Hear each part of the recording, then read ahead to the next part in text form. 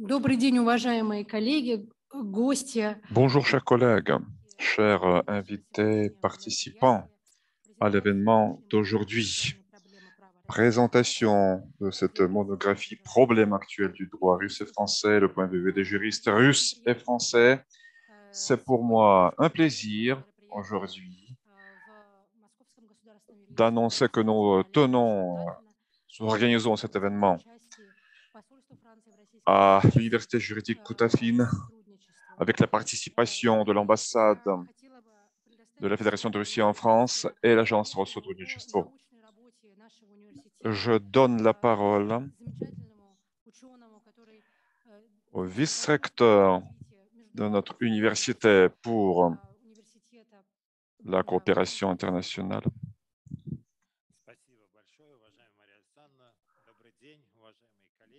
Merci. Bonjour, chers collègues. Je vous salue à l'université Koutafine, l'université juridique Koutafine à Moscou. C'est pour nous un grand événement aujourd'hui. Une monographie, une édition scientifique vient de voir le jour qui est consacrée à la doctrine juridique et à la jurisprudence en Russie et en France. C'est un livre qui n'est pas énorme, mais qui contient beaucoup de matériel, beaucoup d'idées. Le collectif d'auteurs est excellent. L'édition a été préparée lors de l'année croisée France-Russie 2021. C'était l'année croisée interrégionale. Moscou ne peut pas être appelée une région de plein droit, mais l'université Koutafine est une institution qui est imprégnée des meilleurs cadres de la Russie. Nous avons des étudiants qui viennent de toutes les régions du pays, partie européenne, Oural, Extrême-Orient, la partie sud de la Russie. Il y a beaucoup de jeunes qui ont fait leur carrière de chercheurs chez nous. C'est une monographie qui est très intéressante. C'est un succès. C'est un succès à tous les égards. Déjà, le collectif des auteurs, chercheurs, il y a de grands juristes, des légistes, mais aussi de jeunes chercheurs. Il y a ceux qui étudient les droits, il y a les théoriciens, il y a les praticiens, et puis les rédacteurs ont fait de sorte que le choix des problématiques soit très large. Nous avons voulu refléter toutes les tendances au niveau de la réglementation, des régulations. Les auteurs et les rédacteurs, à mon avis, ont réussi à pointer sur les éléments clés qui dressent le contour de l'espace typique, très caractéristique pour la problématique de régulation dans les économies leaders du monde. Il y a la partie financière, il y a aussi les processus, il y a les technologies. C'est un grand chapitre qui est consacré à l'intelligence artificielle, à l'informatisation, aux biotechnologies, aux études génomiques. Tout ceci suscite un intérêt. Nous avons soigneusement choisi les auteurs pour montrer ce qui se passe au niveau de la doctrine, mais aussi au niveau de la jurisprudence concrète. Ce qui nous intéresse, c'est la jurisprudence française. La France nous a intéressés particulièrement et continue à nous intéresser. C'est un grand pays européen, une grande puissance au niveau mondial. Nous connaissons bien l'histoire de droit, notamment. Nous savons quel était le rôle, c'était un rôle énorme que la France a joué dans le développement de la culture juridique. Toutes les étapes, et notamment au XIXe siècle.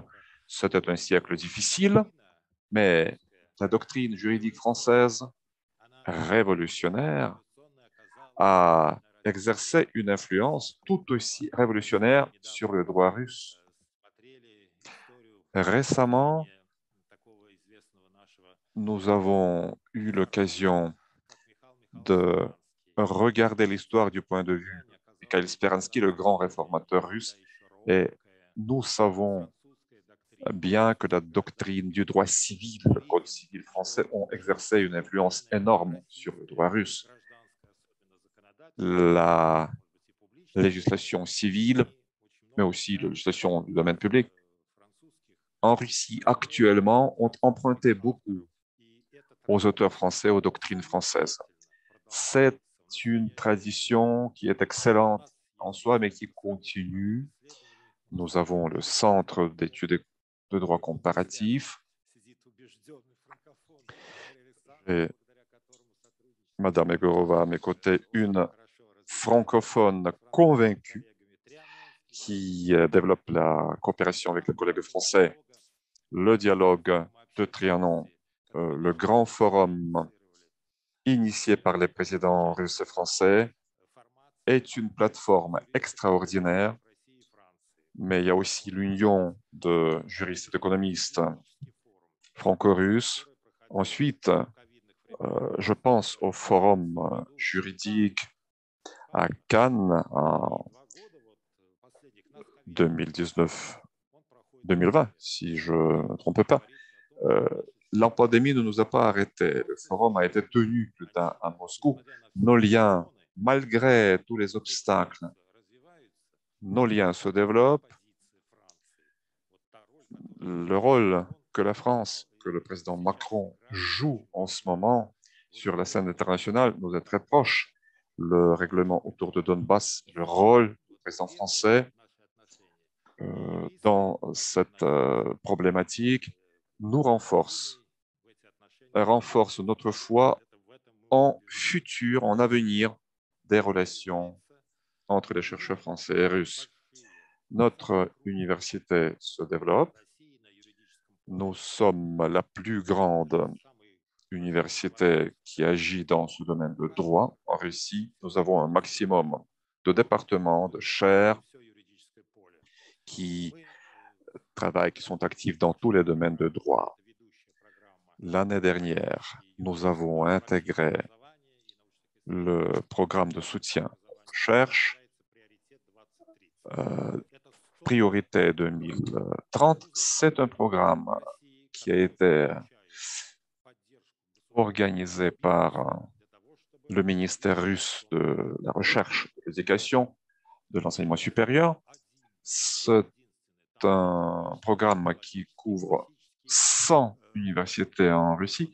Nous sommes la seule université juridique qui fait partie de ce programme, parce qu'autrement, il y a des universités classiques, des universités technologiques, etc. Nous sommes la seule université juridique. Nous sommes donc ouverts, nous sommes très intéressés par des projets internationaux, par ce soutien que des associations offrent à ce projet. Je tiens à remercier de la part de l'administration de l'université Koutafine, je tiens à remercier l'ambassade de France en Russie, l'ambassade de France à Moscou. Vous êtes très bien visible sur notre horizon. Et je tiens à remercier l'agence Rossotrodnichestvo, une agence qui est très forte, qui est très ramifiée, mais il trouve du temps pour nous. Vous savez, ils sont là à la présentation de notre monographie. Merci au collectif des auteurs de cette monographie, aux rédacteurs, à Madame Egorova, Monsieur le professeur Blageyev, qui ont inspiré tout le collectif. Merci aux éditions Prospect. C'est la maison d'édition des travaux juridiques le plus important en Russie. plein succès, beaucoup de santé et plein succès à tous. Merci, chers collègues. Chers collègues, je voudrais donner la parole à M. Dmitri Polikhanov, chef adjoint de l'Agence fédérale pour la communauté des États indépendants, compatriotes à l'étranger, la coopération humanitaire internationale. Merci. Je pense qu'il est très important d'avoir publié cette monographie parce que la réglementation juridique des domaines comme l'intelligence artificielle, les monnaies cryptographiques, les biotechnologies modernes, c'est une problématique urgente. La monographie représente le point de vue russe. La Russie étant un grand pays a sa vision de cette problématique. Il est très important pour nous de noter que les liens professionnels entre les spécialistes français et russes sont étroits. Des liens démontrés à l'exemple de cette monographie peuvent être ensuite mis à l'échelle dans tous les domaines. On dit que les juristes est une profession, le juriste est une profession ennuyeuse, mais la profession juridique réglemente notre vie. Tous ces aspects, nous essayons de soutenir les liens horizontaux entre les spécialistes. C'est l'un des accents les plus forts de ce nouveau programme Génération Nouvelle. Nous organisons des visites pour les jeunes professionnels. 1000 jeunes venant des pays différents viennent en Russie tous les ans pour avoir des échanges, pour peut-être appliquer ce qu'ils ont appris en Russie dans leur pays. Deuxième point, ceci stimule les échanges des chercheurs, les échanges scientifiques. Nous essayons d'organiser un dialogue des experts. Le dialogue politique freine en ce moment avec de nombreux pays européens. Or, le dialogue des experts, de chercheurs, permettra, j'espère, de réanimer la profession générale. Nous coopérons avec nos collègues, avec nos homologues français. La recherche commune est un chemin vers l'avenir, les visites communes également. Enfin, la France, je tiens à le dire, nous l'avons bien appris, j'ai terminé cette publicité juridique.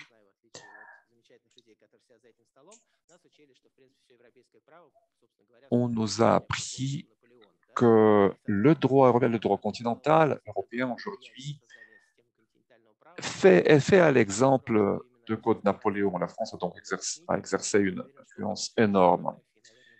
Je crois que la monographie suivante sera consacrée à la Russie et l'Europe.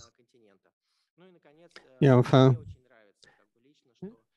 j'aime beaucoup le fait que cet ouvrage est en deux langues. C'est très emblématique parce que c'est un très bon exemple de coopération.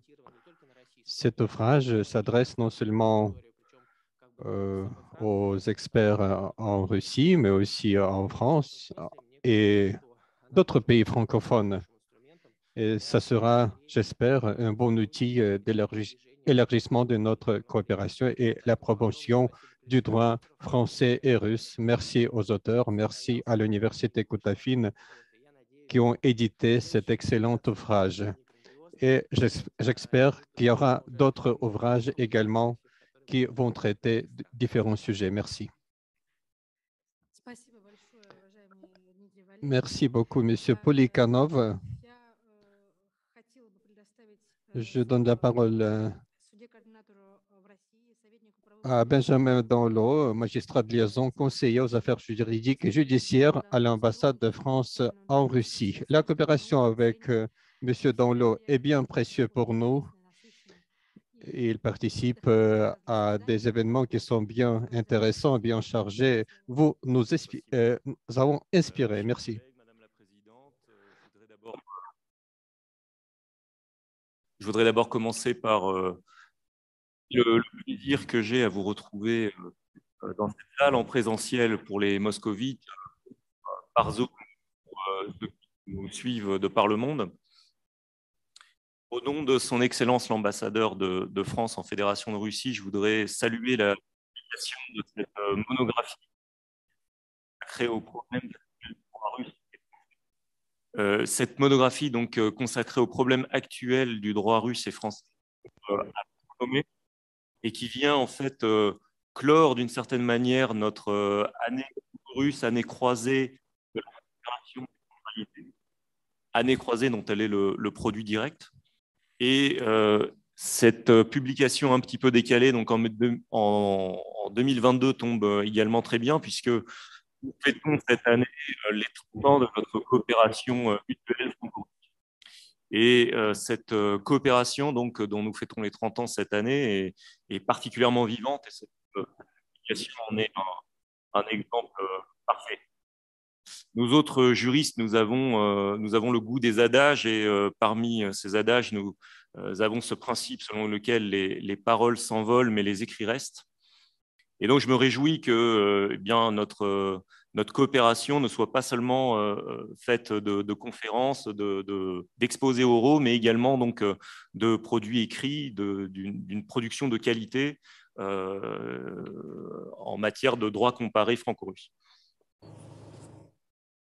Pour montrer la vivacité également de cette coopération, je voudrais saluer la présence dans cette salle de 4 étudiants français russophones, 3 auditrices de justice, dont une est passée par l'université Koutafine au cours de son cursus. Donc voilà qui montre l'importance de nos coopérations et l'importance également de l'université Koutafine dans cette coopération franco-russe.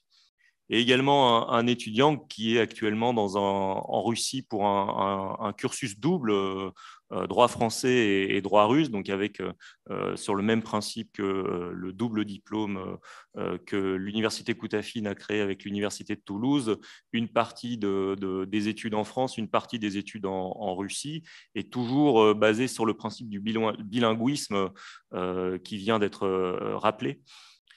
Et la présence de ces étudiants donc, montre tout autant l'actualité de notre coopération, mais aussi les promesses du futur, puisque c'est eux qui la feront vivre au cours des prochaines années. Et je forme le vœu que cette monographie qui est donc publiée aujourd'hui eh bien, puisse susciter l'intérêt de nouveaux étudiants, de nouveaux juristes pour l'étude du droit comparé franco-russe. Je crois que l'intérêt de l'ouvrage qui est publié aujourd'hui consiste également dans le fait que finalement on va au cœur des sujets. On n'est plus, comme cela a été le cas par le passé, dans une présentation des principes généraux de nos droits respectifs, mais on va au cœur de l'actualité de nos recherches juridiques et universitaires respectives. Et cela permet de compléter finalement les ouvrages qui préexistent, les ouvrages bilingues qui ont déjà été publiés. Celui qui souhaite voilà, s'intéresser aux principes généraux, découvrir finalement les grands axes du droit russe ou du droit français, eh bien, peut déjà le faire avec les ouvrages qui ont été précédemment publiés. Mais celui qui souhaite aujourd'hui s'intéresser à l'actualité de la recherche juridique, eh bien, pourra trouver un intérêt particulier dans l'ouvrage qui est publié aujourd'hui.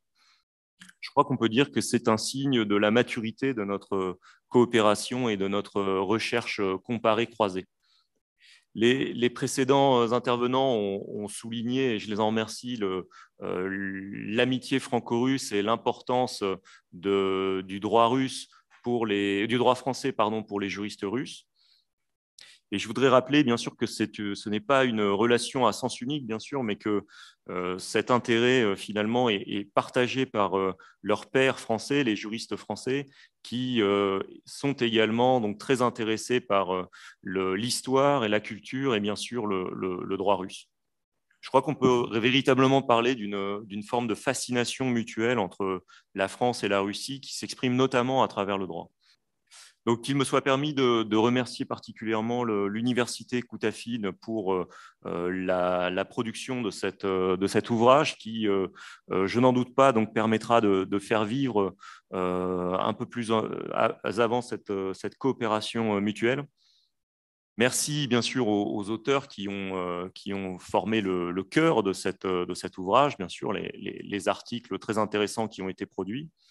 Et merci, merci surtout à Madame la Présidente, Madame Maria Yegorova, pour sa persévérance, pour donner jour à cet ouvrage. Je sais, pour voilà, l'avoir suivi, ce travail, que c'était vraiment un travail de longue haleine et qu'elle y a mis beaucoup d'énergie et de motivation.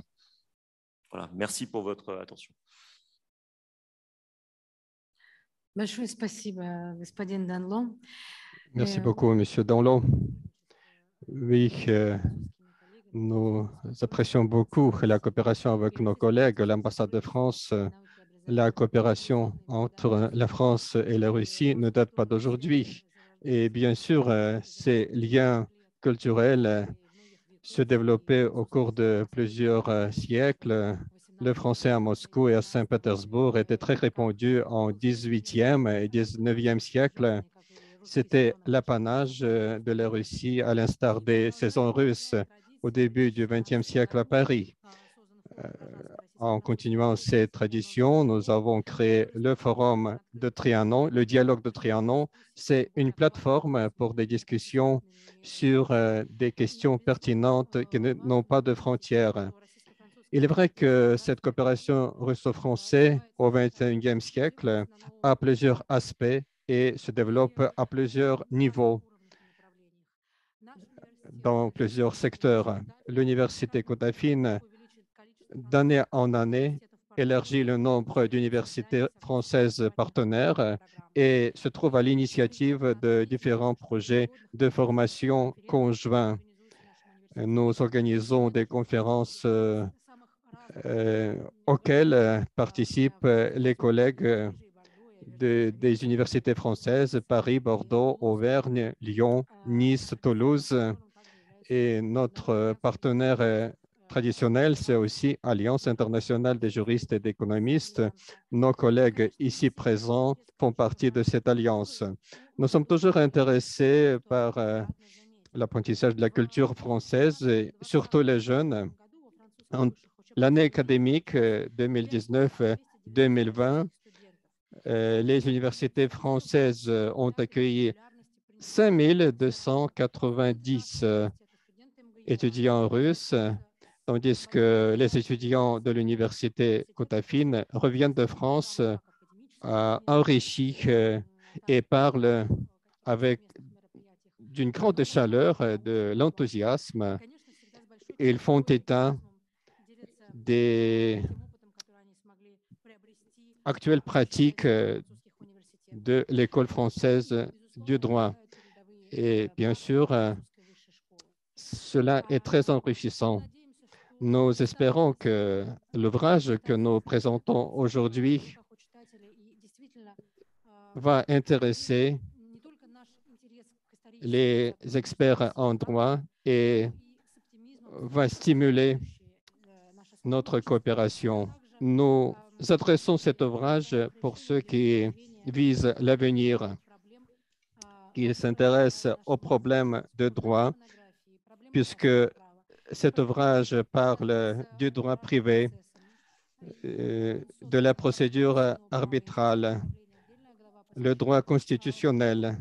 Nous avons également un chapitre qui est consacré aux nouvelles technologies et la régulation juridique dans ces secteurs. Ces secteurs intéressent beaucoup nos étudiants. Monsieur le vice-recteur a parlé de ce projet Priorité 2030 qui concerne par exemple les nouveaux secteurs dans le droit, par exemple le cyberdroit qui a trouvé la place dans cet ouvrage. On trouve également ces sujets dans les articles de nos collègues français. Nous espérons que notre coopération va continuer et nos événements seront fréquents. Oui, cet ouvrage devrait être édité en français et en russe et j'espère que cette nature bilingue va intéresser nos jeunes qui ne sont qu'au début dans leur recherche en droit comparatif. Monsieur Danlot a très bien dit, en effet, Cet ouvrage donne la possibilité de prendre connaissance à la culture juridique et la culture en droit en Russie et en France. C'est le résultat de la coopération des universités russes et françaises. Il y a eu également une analyse de droit comparatif. C'est très précieux pour notre coopération bilatérale. Je tiens à remercier une nouvelle fois l'agence Rosotrudnichestvo de leur soutien moral, mais aussi au niveau de l'information, l'ambassade de France en Russie. Je suis également vice-présidente de la coprésidente de l'association franco-russe. Je tiens à remercier Monsieur le recteur, Monsieur Blageev, les vice-recteurs, M. Siakov notamment, de leur soutien, du soutien qu'ils apportent à nos projets, parce que c'est très précieux ce soutien. Nos collègues et nous avons établi une vraie coopération. Je voudrais donner la parole aux auteurs de la monographie. Ce sont des gens qui sont très chargés, ils ont parfois leurs cours. Il n'y a que quelques personnes, quelques auteurs qui sont parmi nous aujourd'hui, mais je donne la parole déjà au professeur Claude Ferry, professeur à la faculté de droit, l'Université de Montpellier. Il dirige le Centre du droit de l'entreprise.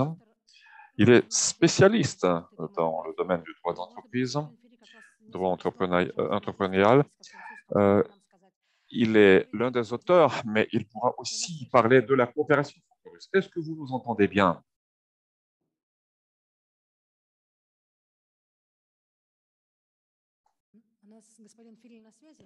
Est-ce que M. Ferry est en ligne avec nous? Il est là?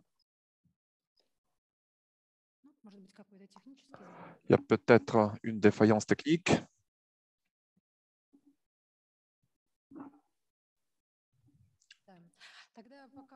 D'accord. Alors, tant qu'on essaie de connecter M. Ferry, je donne la parole au président de l'Alliance, M. Alain Duflo, maître de conférence universitaire Jean Moulin Lyon 3, coprésident de l'Alliance internationale des juristes et économistes. Et oui, même à Lyon, il peut y avoir des embouteillages. Vous n'avez pas le monopole des embouteillages à Moscou.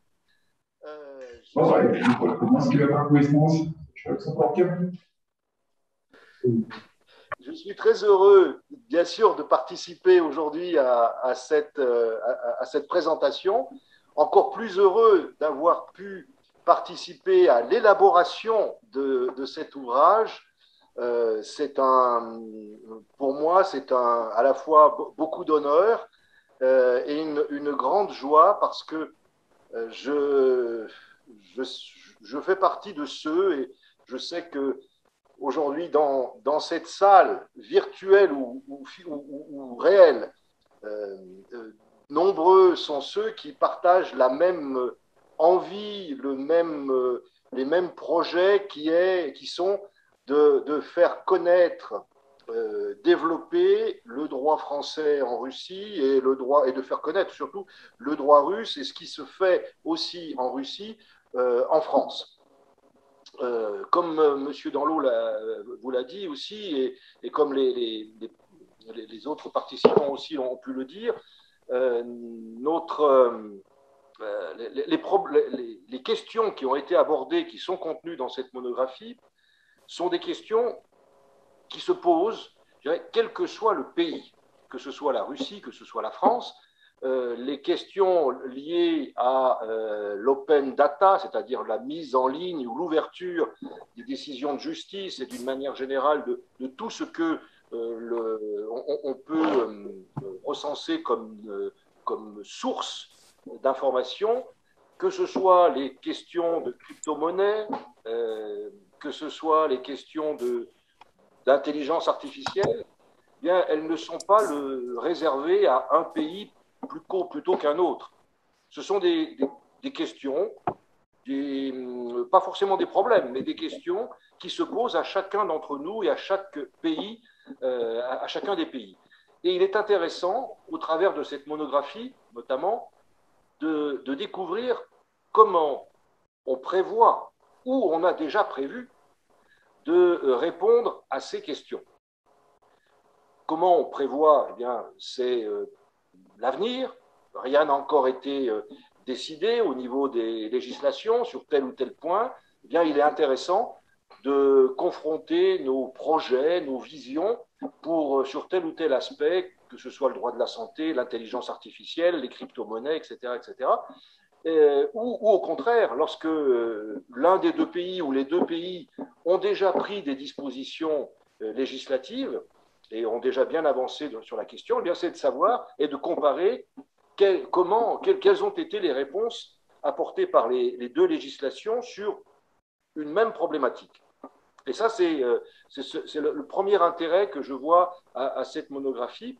Le deuxième intérêt, et non des moindres, c'est que cette monographie n'est ni plus ni moins que l'illustration du résultat de la coopération. C'est dans mon esprit, et je sais que je ne suis pas le seul aussi sur cette question-là, ce n'est pas un vain mot, ce n'est pas un mot comme cela qu'on sort dans les grandes occasions et puis que l'on rentre tout de suite une fois que l'occasion est terminée. Pour moi, la coopération, c'est une question de tous les jours.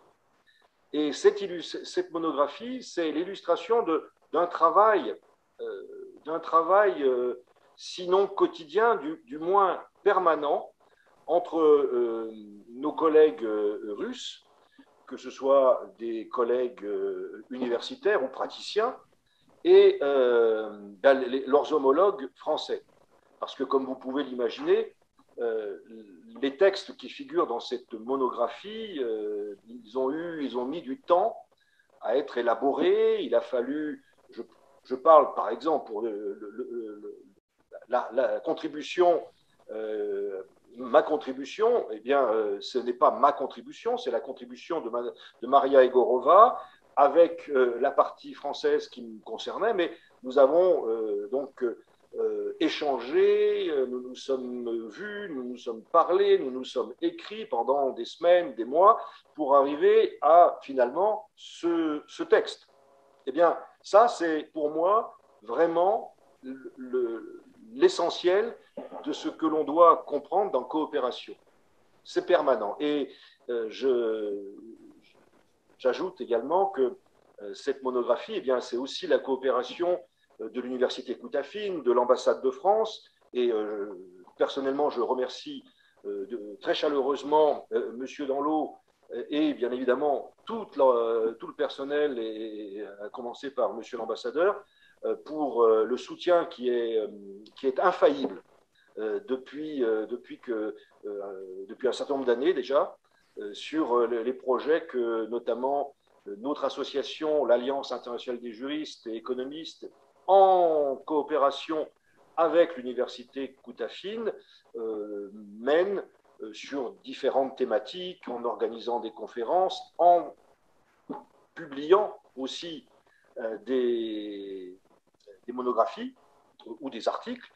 Et donc, le soutien de l'ambassade est toujours très, très intéressant et nous montre que finalement, nous allons dans le bon sens. Et c'est beaucoup, parce que faire de la coopération, si les organes officiels dédiés à la coopération, que sont en priorité les ambassades, ne nous suivent pas, eh bien, cela veut dire que nous avons fait fausse route. Or, là, nous sommes conscients et confiants aussi de ce que nous avons adopté la bonne voie pour fortifier, développer cette coopération qui, alors sans vouloir faire aucun sujet politique d'actualité, mais je ne peux pas ne pas en parler, excusez-moi, même pour certains si cela peut paraître déplacé, mais voilà, nonobstant tous les fossés, tous les obstacles qui peuvent exister entre nos deux pays, la coopération sur le terrain bien, permet d'arriver à de belles choses, ou en tout cas à de choses intéressantes. Et la monographie, eh bien, c'est le fruit de cette coopération, par-delà les difficultés, ne serait-ce que des difficultés linguistiques. Comme vous l'avez rappelé, l'intérêt de cette monographie, c'est qu'elle, non seulement elle est publiée en russe, mais également en français. Donc il y a cette dualité, ce double apport fait pour servir les Français et les Russes. Ça, c'est très, très, très important. Et puis, j'allais dire que cette monographie, c'est l'invitation pour aller encore un peu plus loin dans notre coopération, que ce soit en termes de M. Danlot évoquait les étudiants français qui sont y compris présents qui ont la chance, eux et elles, d'être présents physiquement dans votre magnifique salle de réunion. Eh bien, oui, c'est aussi une invitation à aller plus loin. Les certifications et les diplômes bilatéraux avec les universités françaises et russes, c'est bien évidemment l'invitation à fortifier, multiplier, développer les échanges entre les universitaires sur des questions de formation, de cours, d'enseignement, multiplier les échanges en termes d'étudiants aussi. Nous avons un certain nombre de projets que l'on souhaiterait voir mettre en œuvre pour cela, entre notamment l'université Koutafine et un certain nombre d'universités françaises. Et donc tout cela, eh bien, ça nourrit cette coopération indispensable pour qu'on se comprenne et qu'on parle un même langage, même si nous utilisons des mots différents. Voilà, donc je remercie bien évidemment l'université Koutafine pour son soutien, l'ambassade de France, le centre russe également de la culture qui intervient, et j'en suis très très heureux à l'occasion de cet événement. Merci beaucoup et à très bientôt pour de nouveaux épisodes de cette coopération franco-russe. Спасибо большое, господин Дюфло, за Merci, professeur Duflo, de cette intervention aussi riche qui reflète un grand travail, un travail parfois difficile qui a accompagné la création, la préparation de ce livre. Des collègues russes qui ont participé à cette monographie, des professeurs de notre université, de nos universités partenaires, je voudrais donner la parole à Mme Madia Evdokimova, vice-recteur pour le développement innovant et les sciences de l'Académie d'État russe de propriété intellectuelle. Merci pour cette occasion de prendre part à ce magnifique projet. Aujourd'hui, nous parlons beaucoup de cette longévité de nos relations et je voudrais remercier Maria Egorova. Grâce à vos efforts, nous avons réussi et ça fait un grand plaisir qu'avec les grands experts qui font partie de notre académie, nous avons participé à cet ouvrage et nous espérons que ce n'est qu'un début. Et puisque nous sommes ensemble avec Lyubov Titovich, qui est une grande experte dans le domaine, je voudrais donner la parole à mon collègue pour qu'elle puisse dire quelques mots. Merci pour cette invitation. Ce travail était bien intéressant pour moi. Il est vrai que Nos deux établissements sont liés depuis une vingtaine d'années par une étroite coopération dans le domaine du droit comparé et nous nous sommes très intéressés par le droit français dans ce domaine, puisque le développement de ce droit comparé est dû à la position française qui parle des droits d'auteur, qui est un regard bien pertinent. Nous avons présenté donc notre vision de la pensée russe qui concerne la gestion collective des droits d'auteur. Et nous avons parlé bien sûr de l'histoire de ce problème et nous avons eu un grand problème dans cette recherche quand nous avons formulé notre vision. Je vous remercie. Merci beaucoup, chers collègues. Je voudrais donner la parole maintenant à notre collègue français. Je parle de Madame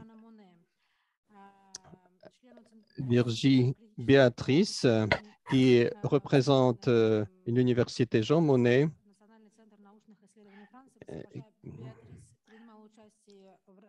Béatrice Espesson-Vergin, c'est une experte du droit santé et numérique.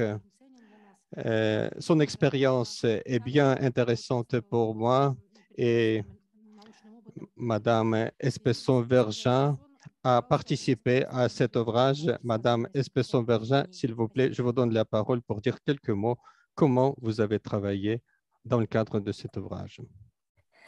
Bonjour, je vous remercie beaucoup de m'avoir permis de participer à ce grand projet et je suis très honorée de ce travail avec vous. Ça a été un travail très enrichissant avec de nombreux échanges tout au long de cette année pour aboutir à une monographie qui est très marquante sur le droit français et le droit russe.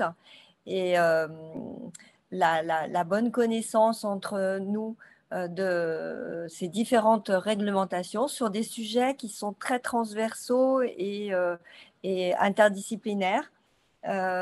Donc j'ai été très heureuse et je me suis sentie très enrichie de participer à ces travaux. Pour ma part, j'ai évoqué la question de l'intelligence artificielle, du droit et de la santé, qui est un sujet qui occupe aussi bien le droit français que le droit russe, me semble-t-il, et qui va même bien au-delà. Et ce sont des problématiques internationales aujourd'hui.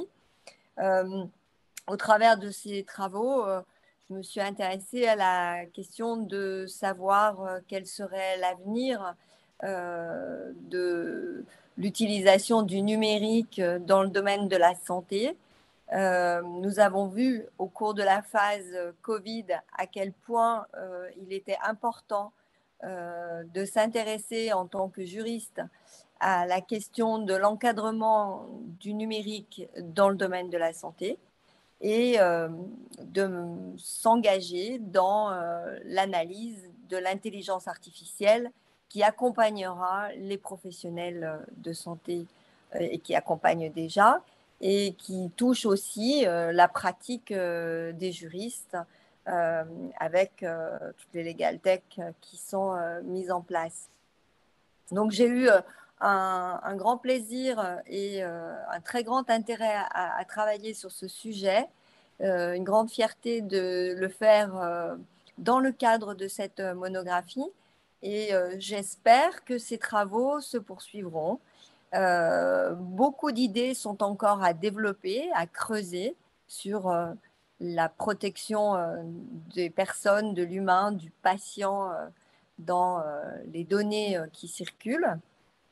Et je suis à votre disposition pour poursuivre si des travaux s'engagent sur l'avenir dans ces voies-là. Je vous remercie. Большое спасибо, госпожа Экспрессон. Merci beaucoup, Madame Espesson-Verja. Nous serons très heureuses de coopérer avec vous. Nous avons un grand plaisir de coopérer avec une grande experte dans le domaine de droit santé. Et je crois que dans notre salle, les auteurs qui sont présents en sont d'accord.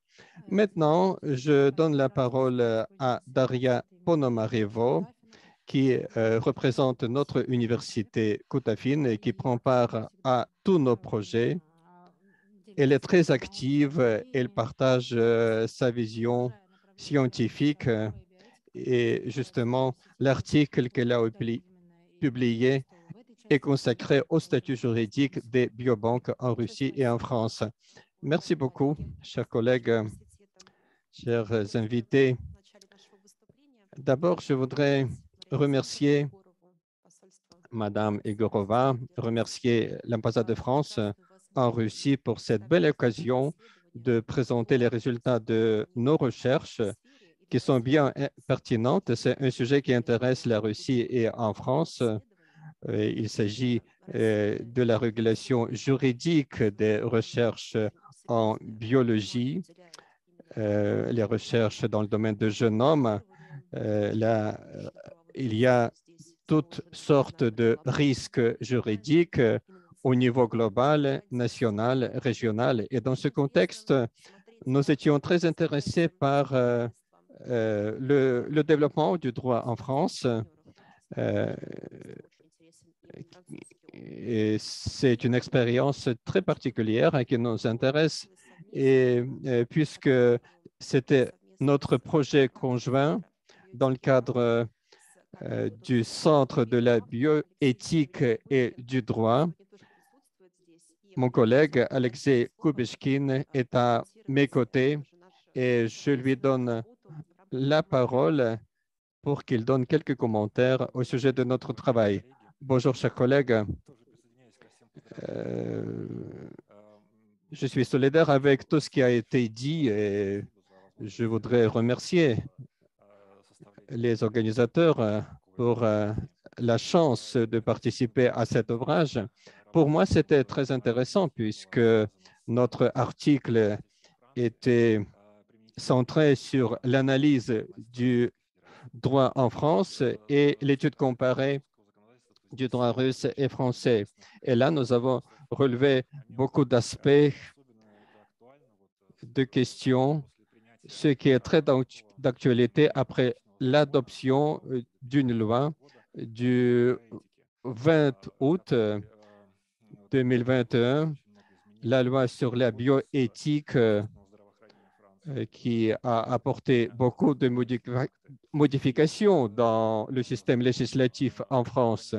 Nous avons étudié cette loi qui a suscité beaucoup de discussions au sein de notre équipe parmi les chercheurs. Je sais qu'il y a une discussion dans la société en France, mais c'est un bon exemple d'une tentative d'une régulation intégrée dans un secteur bien délicat des relations publiques qui est la bioéthique, la reproduction humaine et j'en passe. Pourquoi c'est bien d'actualité? Puisque en Fédération de Russie, nous n'avons pas encore un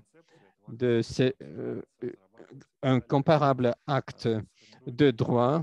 Maintenant, nous sommes en train d'y réfléchir, tandis qu'en France, dans le cadre de cette loi, on porte une grande attention aux problèmes bioéthiques, à la régulation, et ça nous intéresse beaucoup puisque le domaine des recherches génome est lié avec des principes moraux, avec des principes éthiques. Et donc, dans le cadre de notre article avec Madame Ponomareva, nous traitons quelques approches qui concernent la régulation dans le domaine et dans le cadre de notre centre qui est chargé de la bioéthique dans le cadre des recherches, nous avons avancé une hypothèse qui parle de la possibilité de la régulation avec la participation de régulateurs symbiotiques, c'est-à-dire qui englobent différentes régulations de différentes natures. Cela dit, ce travail était bien enrichissant. C'était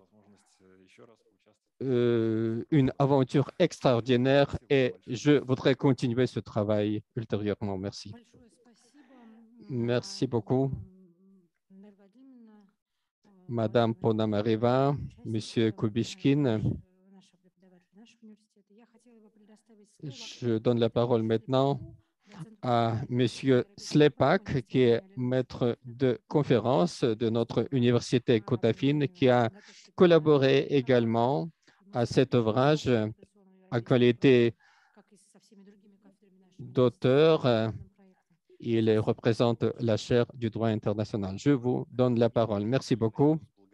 Je vais aussi commencer par dire les remerciements à tous les auteurs. C'est une grande démarche pour comprendre nos droits respectifs.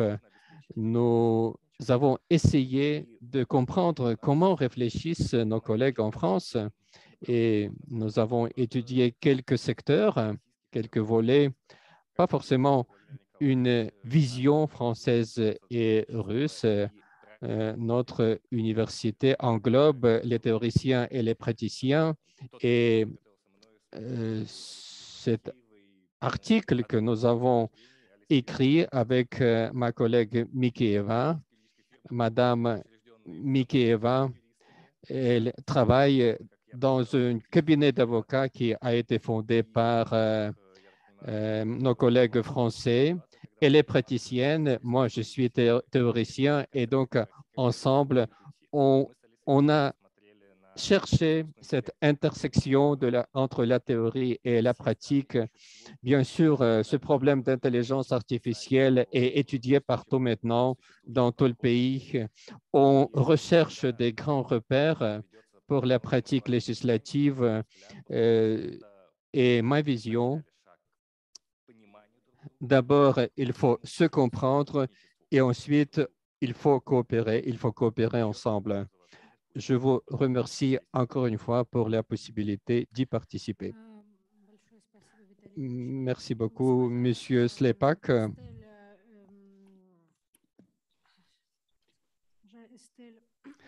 Madame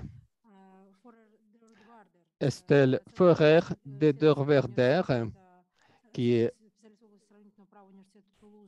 représente l'Université Toulouse-Capitale, a contribué également à notre ouvrage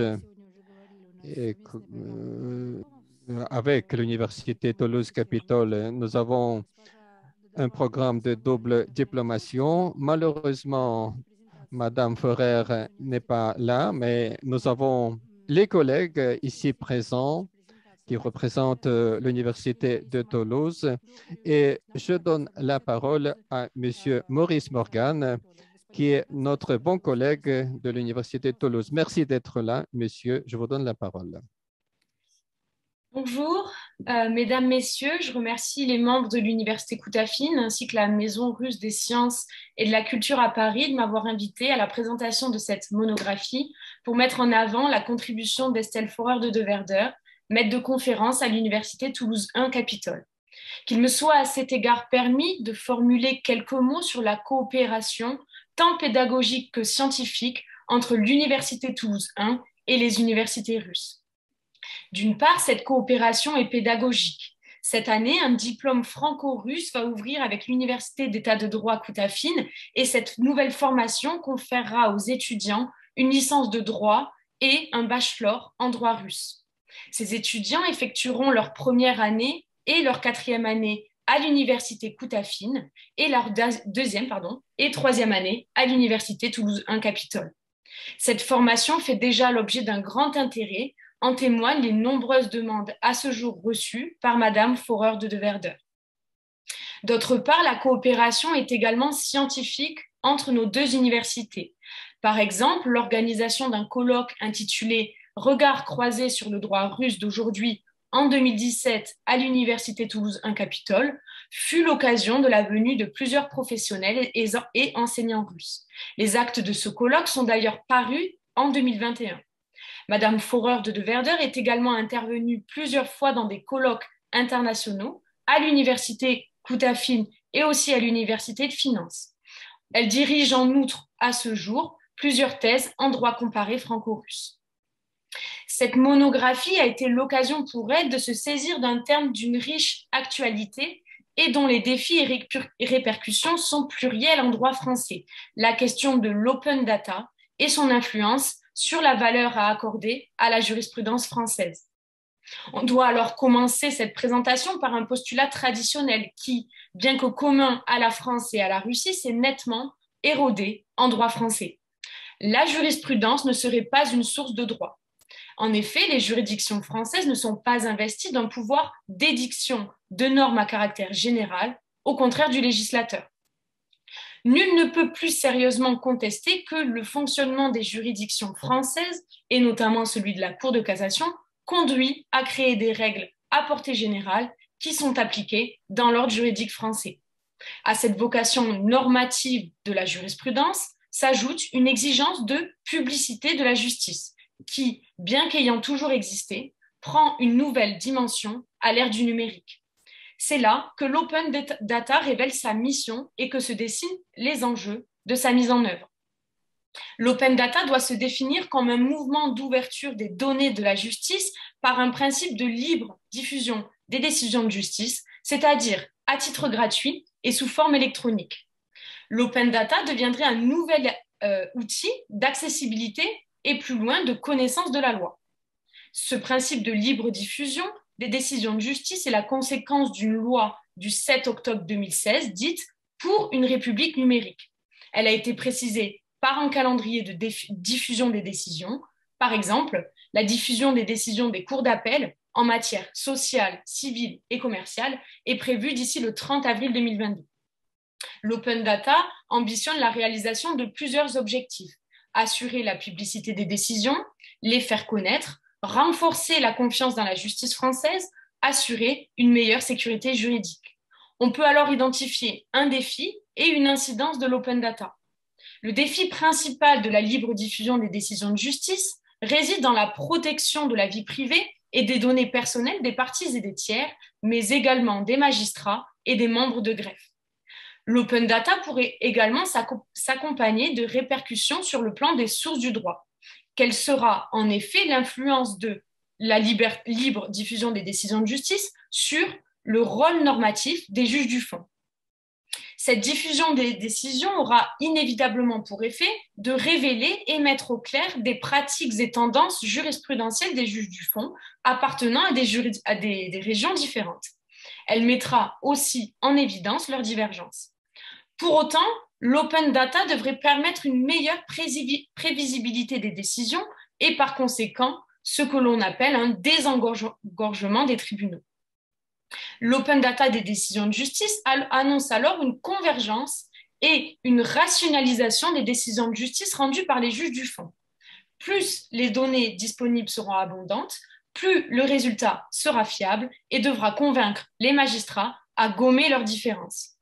Cependant, cette idée d'uniformisation de la justice continuera a priori à se heurter au pouvoir d'appréciation souveraine des faits dont sont investis les juges du fond.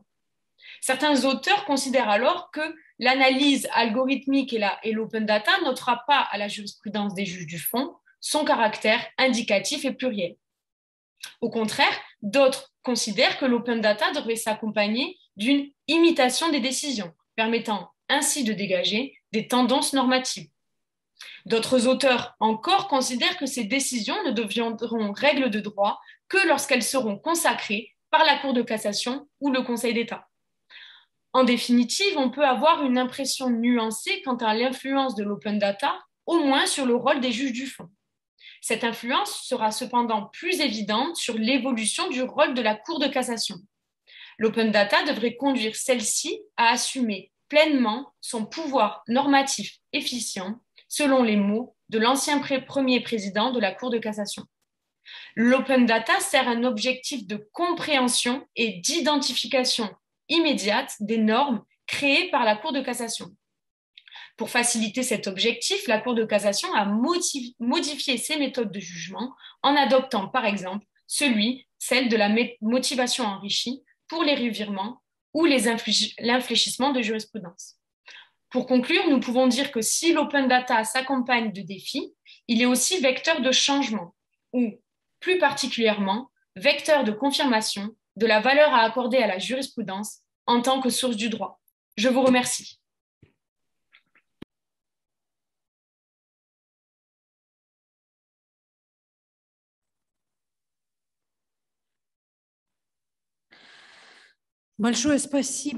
Merci beaucoup.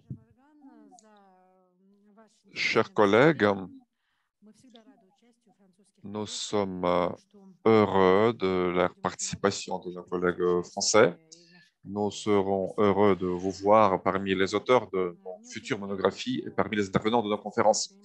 C'est pour moi un grand plaisir de dire que nous avons parmi nous aujourd'hui les partenaires permanents de notre université. Je voudrais donner la parole au président de l'association des diplomates russes, M. Igor Kalevinsky. Merci. Merci, Madame la Présidente. C'est un grand événement que de constater que cette monographie voit le jour. C'est un événement magnifique.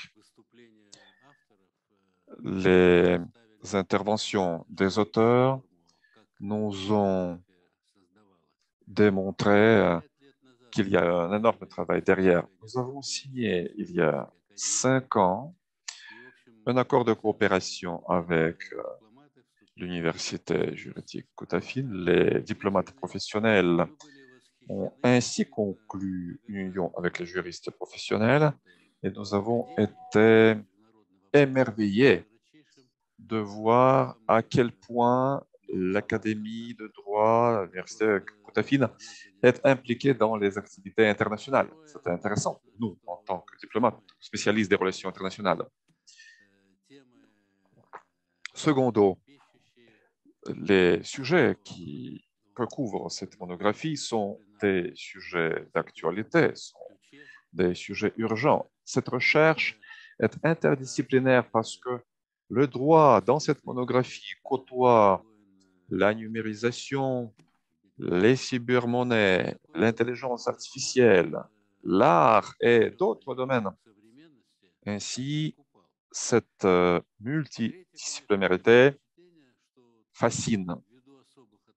Troisième point, vu les relations spéciales qui existent entre la Russie et la France, les recherches comparatives entre la Russie et la France sont particulièrement fructueuses. Je ne veux pas dire que c'est depuis l'école maternelle, mais c'est depuis l'école que nous avons eu l'impression que nous sommes tous issus du Code Napoléon. Moi, j'ai eu ce sentiment à l'école, carrément au lycée. Donc, c'est pour ça que, avec cela, nous pouvons avancer tous, malgré tout. Lorsque je travaillais à la mission permanente de l'Union soviétique à l'ONU, je m'occupais des questions financières, j'ai contacté mes collègues et nous n'avons jamais eu de problème avec mes collègues pour voir comment utiliser les allocations fournies, versées par différents pays. Les experts peuvent toujours s'arranger. Ici, nous avons cet exemple, la coopération des experts basée sur le bon sens. Et ça, c'est une grande réalisation de notre travail.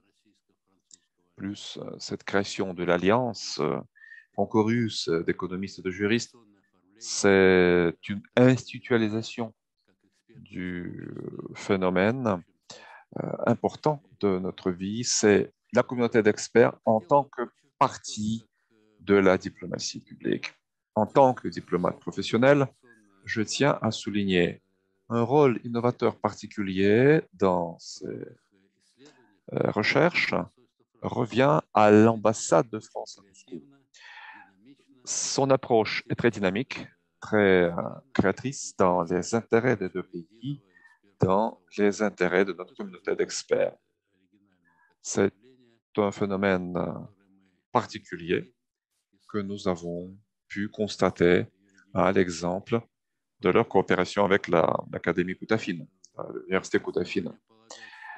Il y a lieu de penser que cette monographie, les monographies précédentes, pose une fondation pour la recherche dans le domaine de cette problématique très riche, très prometteuse. Je vous souhaite plein succès et nous serons heureux, nous, Association des diplomates russes, de faire un apport à ce travail. Nous serons toujours heureux de vous aider. Je vous remercie. Merci, M. Kalevinsky. Nous sommes heureux de coopérer avec vous. Nous espérons que cette coopération va continuer. Je donne la parole avec plaisir à M. Yann Bourlaï, vice-président de l'Association des diplomates russes, ambassadeur extraordinaire et plénipotentiaire. Merci, M. Bourlaï, de nous avoir rejoints. Merci.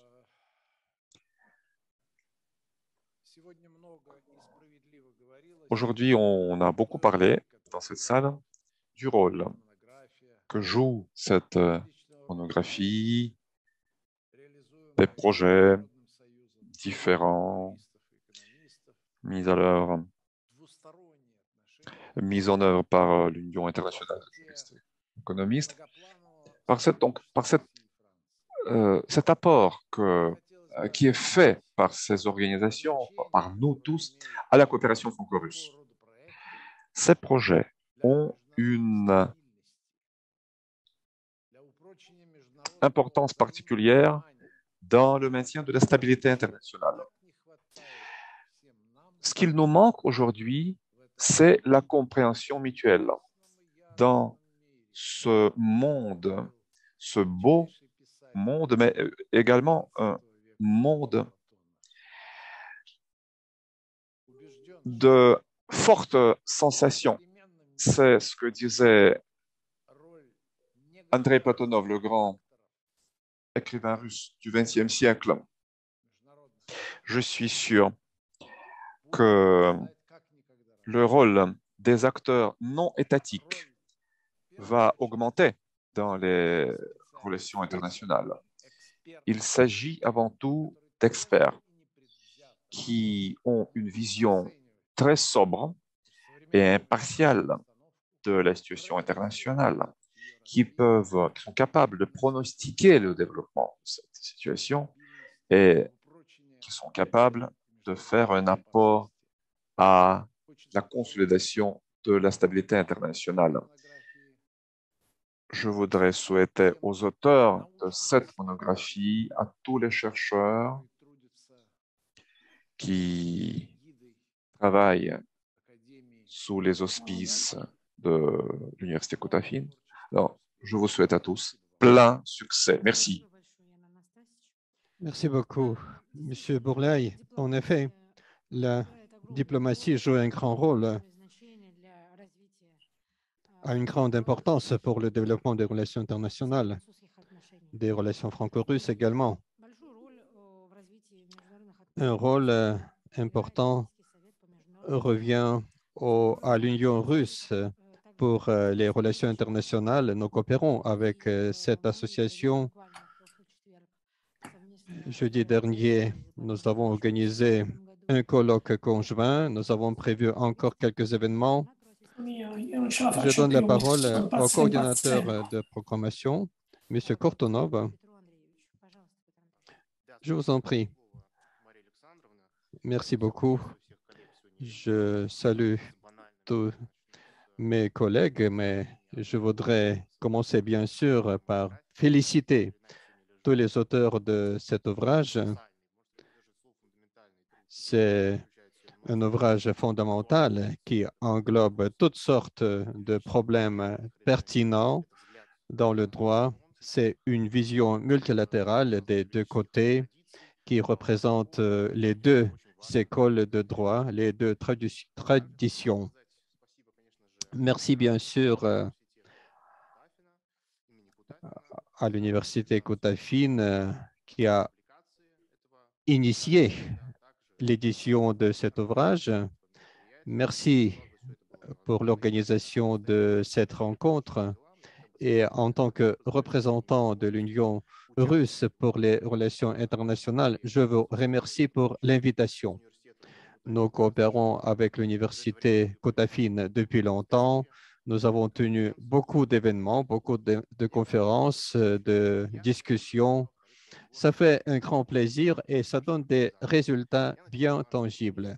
Et je pense que nous allons poursuivre notre coopération dans ce contexte positif. L'Union russe pour les relations internationales et l'Université Kotafine sont chargées de secteurs différents en première vue, mais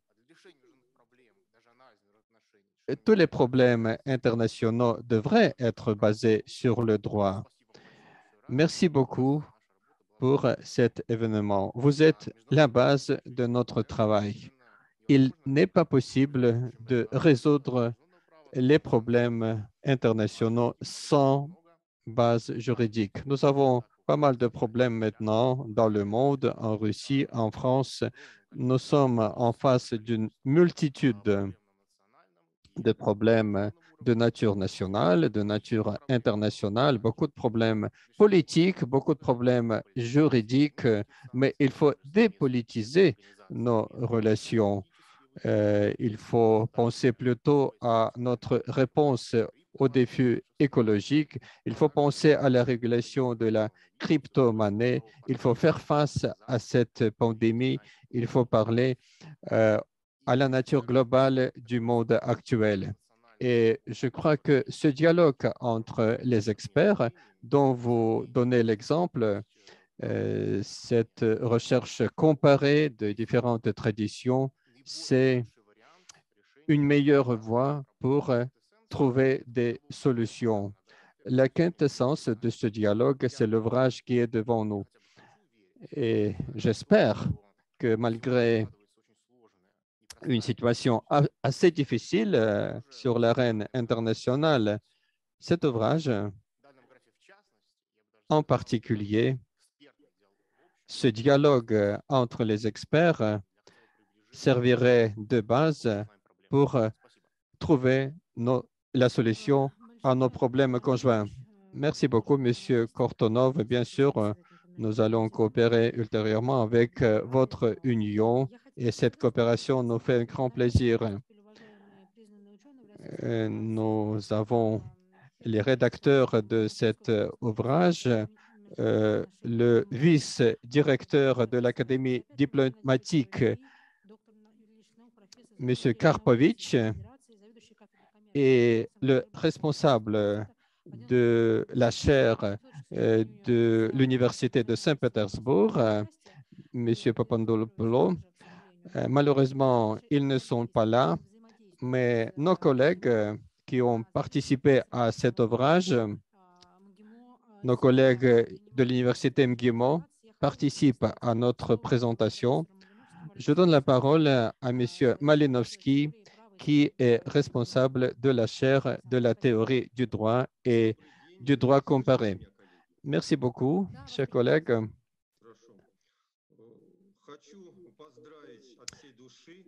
Félicitations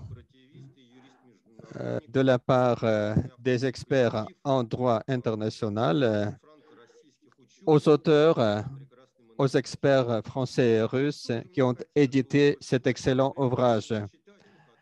En tant que lecteur qui commence la lecture de ce livre, qui est vraiment une grande réalisation et le résultat de la coopération dans le domaine de la recherche, le résultat du travail conjoint des juristes français et russes. Bien sûr, les problèmes de l'intelligence artificielle, de la bioéthique, de la crypto-monnaie, c'est bien d'actualité. Mais si on ne fait pas la politique, dans certains temps, la politique s'occupe de nous. Alors, chers collègues, je vous souhaite de faire attention sur l'aspect politique dans le droit. C'est un aspect qui est bien connu dans la science française. De Montesquieu disait que chaque loi a son esprit qui comporte les traditions, les mœurs, les facteurs religieux, mais aussi l'emplacement géographique. N'oublions pas cette étude du grand Montesquieu. Alors, je vous invite à faire attention à l'impact des droits étrangers sur les systèmes juridiques nationaux pour éviter l'application du droit qui ne serait pas raisonnable à notre époque. Gerbert Spencer le soulignait. Par exemple, celui qui a dans le sang le droit continental se voit injecter un droit islamique. Il ne va pas survivre. Dans ce cas, nous aurons besoin d'une vaccination spéciale. Oui, nous aimons bien ces termes. Le pays donateur, un pays récipiendaire. Donc, il faut voir les aspects qui sont très importants qui ont été évoqués par le grand juriste français. Chers amis, bien sûr, soyons francs. Est-ce que la France de l'époque de Napoléon Bonaparte ou bien de l'époque de Charles de Gaulle, cette situation où elle va être sous l'influence des États-Unis si grande, la souveraineté nationale, les problèmes de l'école de New Haven nous apprennent que le droit national est primordial. Nous, les Européens, les juristes européens en France et en Russie, doivent comprendre de façon correcte le droit international. Oui, en France, il y a une vision différente sur le pacte de Saint-Servant, mais les auteurs du Code de Napoléon ne pourraient pas imaginer tout ce qui se passe à notre époque, tout ce qui se passe à l'époque du marché libre. Je pense par exemple à ce dossier des Mistral qui n'était pas fondus en Russie. Chers collègues, j'espère quand même que les prochains ouvrages seront aussi bien actuels et vont traiter d'autres sujets qui ont été évoqués par Monsieur le vice-recteur de l'Université Kotafine. Oui, le droit se développe et le droit ne doit pas être à l'écart des problèmes économiques et juridiques et politiques. Merci beaucoup, Monsieur Malinowski. Merci d'avoir trouvé le temps de participer et de souligner quelques aspects qui sont bien pertinents. Je crois que vous allez participer à nos prochains événements avec beaucoup de plaisir. Nous allons organiser beaucoup d'événements qui vont consacrer au droit comparé et donc nous vous invitons. Je donne la parole à Monsieur Abov, qui est le vice-président de l'Union des éditeurs, qui édite le projet La Russie d'aujourd'hui. Il était l'éditeur de cette revue, La Russie d'aujourd'hui, de 2010 2016. Merci beaucoup, Madame Igorova. Beaucoup de paroles ont été déjà dites. Mes collègues ont parlé de l'actualité de cet ouvrage. Je ne vais pas répéter ces mots, mais dans le contexte de ce qui a été dit par M. Malinowski, je vais émettre quelques conseils et je vais émettre quelques vœux. Je m'excuse peut-être de ne pas utiliser des termes juridiques corrects, puisque je suis diplômé de l'Université MGIMO.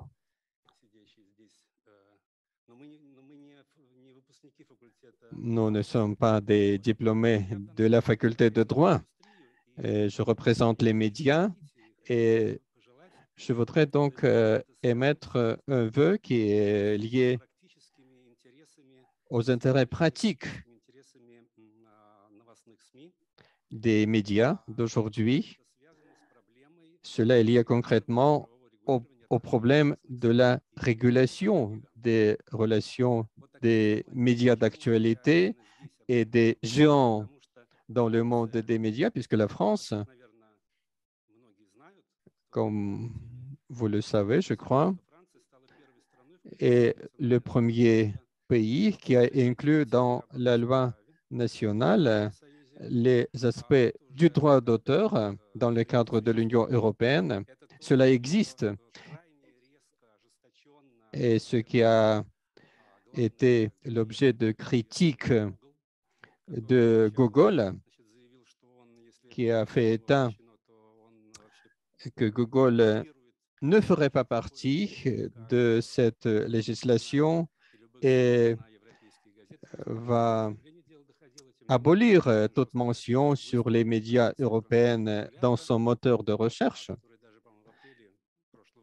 Je crois qu'en avril de l'année dernière, pour ceci, Google a été amendé en France d'avoir violé la législation nationale en France, puisqu'il n'a pas conclu des contrats avec des médias en question pour utilisation du contenu diffusé par les médias. Cela nous concerne, nous, en Russie, puisque chez nous, il y a beaucoup de lacunes dans la régulation juridique dans ce secteur. Bien sûr, il y a toutes sortes d'aspects qui peuvent être pris en compte là-dessus, mais je crois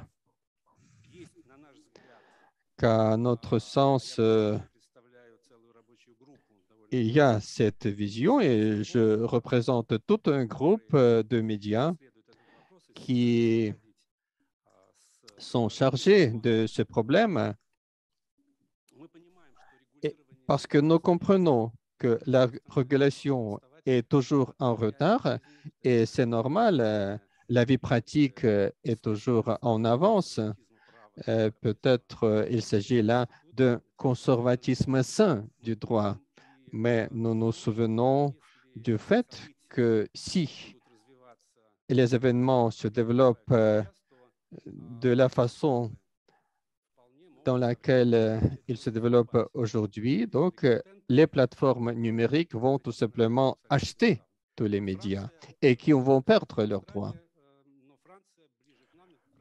La France est donc un pays qui a beaucoup de commun avec nous parce que la France était le premier pays à travailler là-dessus, à agir là-dessus. Si donc le travail continue, c'est peut-être ça l'un des sujets à explorer pour une des monographies futures.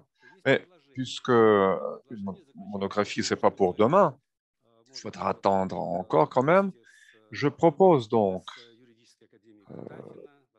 de faire avec l'Université Koutaffine, peut-être avec l'Université de la propriété intellectuelle, de tenir une sorte de table ronde avec, bien sûr, la participation des collègues français spécialistes dans ce domaine, de tenir une sorte de table ronde où on pourra, et c'est notre désir, hein, de savoir si cette loi fonctionne vraiment en France, quelle est la jurisprudence basée sur cette législation. Des informations très différentes nous parviennent, très contradictoires, parce que nous pensons déjà à l'application, l'implémentation des exemples français ou australiens sur le sol russe, savoir à quel point ce serait possible. Voilà, tel sujet, et bien sûr, nous allons avec plaisir coopérer avec vous si ça vous paraît intéressant. Je vous remercie. Pour nous, ce sera un grand plaisir. Merci, chers collègues, de cette idée, M. Abov. Nous avons une forte école de chercheurs dans le domaine des droits intellectuels. Nous venons de tenir un forum sur la propriété intellectuelle. Il y a eu plusieurs plateformes dans le cadre de ce forum. Nous allons certainement vous inviter pour un événement prochain. Nous sommes très intéressés par cette problématique. Merci. Merci, chers collègues. Merci, M. Abov. La culture française réunit non seulement les juristes français et russes, mais la francophonie, c'est beaucoup plus large. Il y a beaucoup de collègues européens qui aiment bien la France. Nous avons parmi nous aujourd'hui M. Marcello da Ponte, notre collègue italien, qui est docteur en droit, professeur de droit de travail à l'Université de Naples, Federico II, avocat à Naples. Il fait partie de l'Association française de juristes. Il parle français, maîtrise parfaitement le français. Il enseigne en France également. Et je donne la parole maintenant à M. da Ponte. À vous la parole, si vous nous entendez bien, s'il vous plaît. À vous la parole.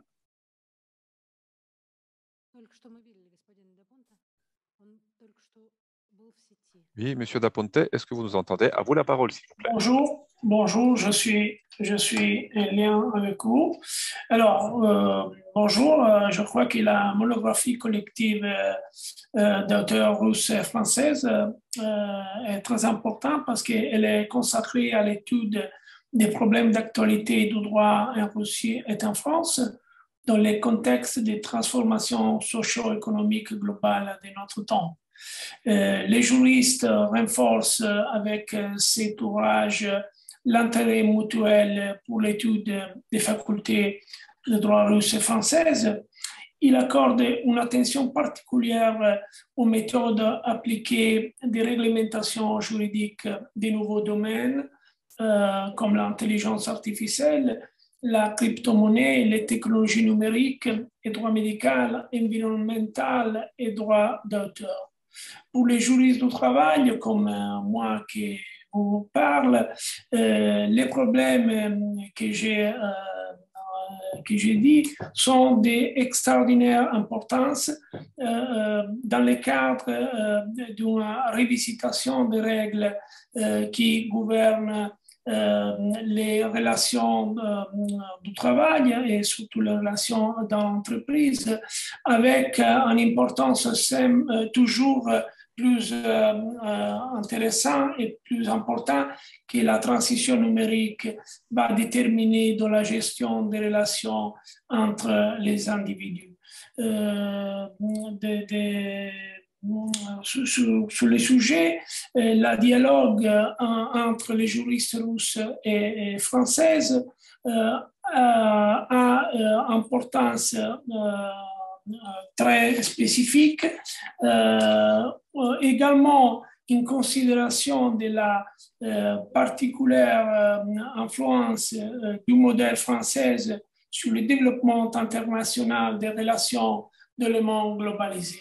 Donc, je crois que cette monographie, c'est très intéressant, c'est très important, mais surtout, il faut vous dire que les méthodes d'analyse des confrontations entre les juristes russes et françaises est vraiment très intéressant et très important et constitue un modèle de confrontation entre les juristes internationaux pour voir, pour examiner les problèmes à l'égard de l'évolution de la jurisprudence et le rôle qu'il a dans l'évolution de la réglementation des importants questions juridiques. Et il faut surtout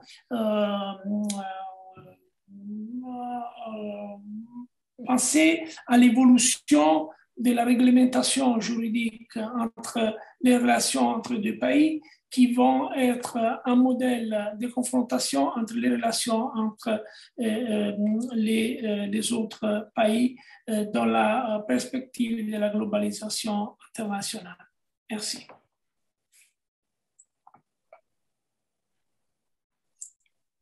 Большое спасибо, господин Дапонте. Merci, Monsieur Daponte, de votre intervention. Nous sommes toujours heureux de coopérer avec votre université, avec vos collègues italiens. Nous apprécions votre apport à la coopération dans le cadre de l'Alliance internationale juristes et économistes. Nous allons tenir justement un événement au mois de mai. Merci.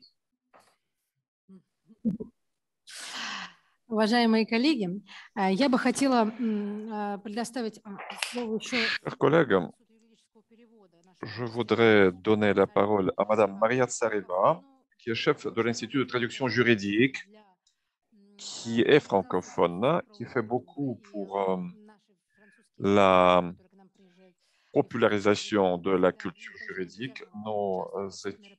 Les étudiants francophones qui viennent faire leurs études chez nous participent à ces événements. Madame Tsareva nous a prêté un soutien précieux dans la préparation de ce livre. Je vous remercie. À mon tour, je tiens à vous remercier de participer à cet événement. Effectivement, je suis francophone, je suis dans ce monde du français, de la traduction juridique, du droit français depuis très longtemps. Ici, nous avons beaucoup parlé du travail commun des juristes en tant qu'enseignant de la langue. Je voudrais noter que ce travail n'aurait pas pu voir le jour sans le travail des traducteurs. C'est le travail de ceux qu'on oublie souvent, des traducteurs dont on parle rarement. Mais c'est un grand travail. M. Duflo vient de dire que c'est un grand travail terminologique parce qu'il s'agit de deux langages juridiques différents. Il y a certainement des proximités, mais il y a aussi des différences. Alors, ce travail a été fait à un niveau, un très bon niveau. Nos collègues russes et français ont pu atteindre cette compréhension mutuelle. Merci donc à nos collègues. Merci à Madame Egorova d'avoir trouvé les spécialistes, les experts qui ont permis cette interaction linguistique avec succès. Merci beaucoup, Madame Tsareva. Avant de dresser le bilan de notre présentation, je voudrais donner la parole à M. Vladimir Siniakov, vice-recteur de l'Université Koutafine pour la recherche. Chers collègues, c'est avec un grand plaisir que j'ai assisté à cette présentation. Le livre est une réalisation, c'est un résultat, c'est aussi, en principe, le livre imprimé, c'est un monument de la culture et du savoir, surtout sur fond des tendances numériques de ce jour. Mais ce qui est encore plus précieux, c'est de pouvoir échanger. Nous avons apporté un sentiment humain, un sentiment d'échange direct à ce livre, à cet ouvrage. Et nous avons dressé de nouvelles perspectives.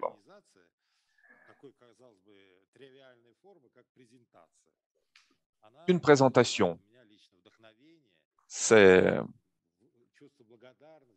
une forme assez banale, mais ce que nous avons vécu ici, ce n'était pas banal du tout, parce que cette rencontre nous a permis de voir des perspectives, de voir de nouveaux horizons. Notre université a derrière elle une longue histoire d'édition de ce livre, de ce type de livre. Nous sommes donc, nous avons été profondément impressionnés par votre perception profonde de cette problématique, par votre vision du monde, par votre vision professionnelle. L'université va tout faire pour que des projets de ce type continuent. Je vous remercie, chers collègues. Merci beaucoup.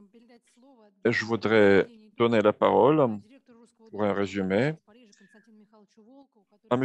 Konstantin Volkov, directeur de la Maison russe des sciences et de culture à Paris. Nous vous remercions de votre énorme soutien à cet événement. À vous la parole.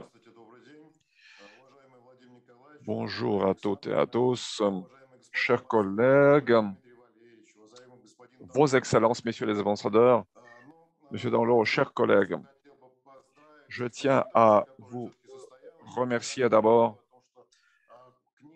et je voudrais vous féliciter à l'occasion de cet événement. Madame Egorova a dit le travail a duré presque 2 ans pour éditer ce livre. L'événement d'aujourd'hui a une grande importance pour Madame Egorova en personne, mais aussi pour le recteur Bergeyev et pour tous les auteurs de cette monographie.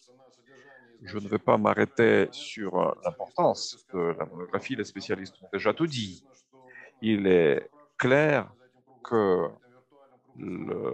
ce collectif rassemblé autour de cette table confirme que ce livre est très demandé. Je voudrais dire 2 mots sur les perspectives. Ce livre est un fruit de coopération dans le cadre de l'année croisée de coopération régionale France-Russie, tenue en 2021. Parallèlement, cette année nous a apporté beaucoup d'accords bilatéraux, Russie-France, et aussi entre les différentes instances russes. Ces accords fondamentaux sont notamment l'accord entre Rossudnichestvo et l'Académie des sciences russes. Et justement, je tiens à noter la présence de l'Université Koutafine dans le cadre de cet accord-là. Les possibilités qui s'ouvrent sont énormes. Je tiens à noter la présence de l'ambassade de France à Moscou à cette rencontre et leur aide, leur soutien.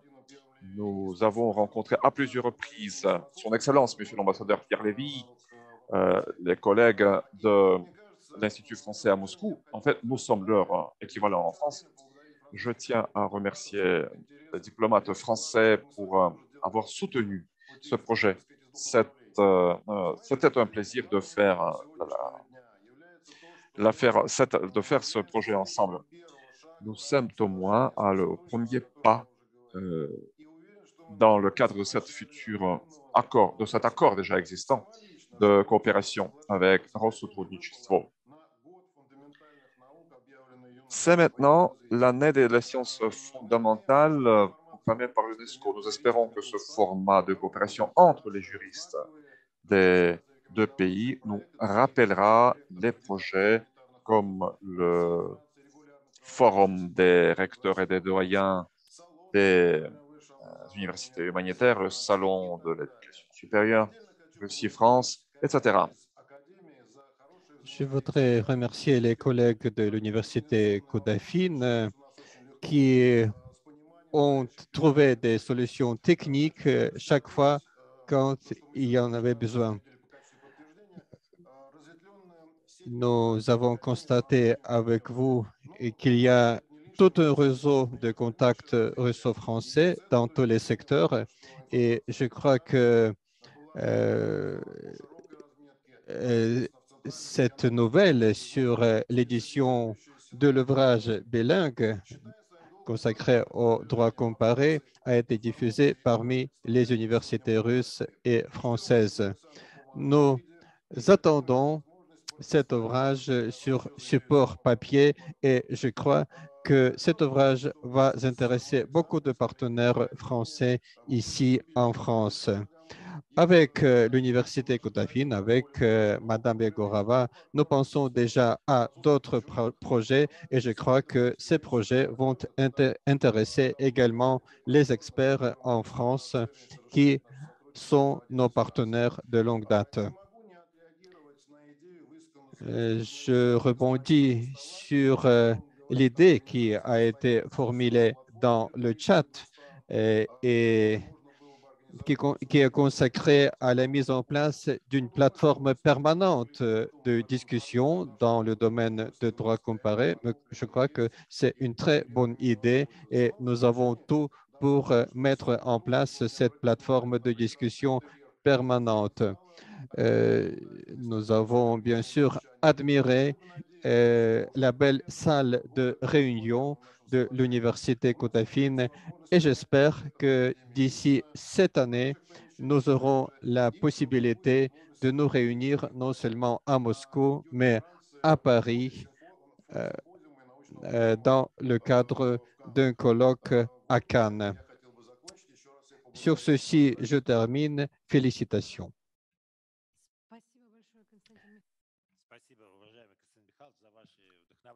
Merci beaucoup, Monsieur Volkov. Bien sûr, nous sommes très attentifs à tous vos conseils et nous allons coopérer, bien sûr, avec la Maison russe à Paris. Merci, chers collègues. Merci aux co-organisateurs de notre présentation, Rosotrudnichestvo, ambassade de France à Moscou, nos partenaires, Association des diplomates russes, pour cette inspiration. C'était un bon support dans notre travail et je crois que la coopération dans tous les domaines va se poursuivre, dans le domaine juridique en particulier. Merci à tout le monde et à la prochaine. Merci. Bonne soirée à vous tous.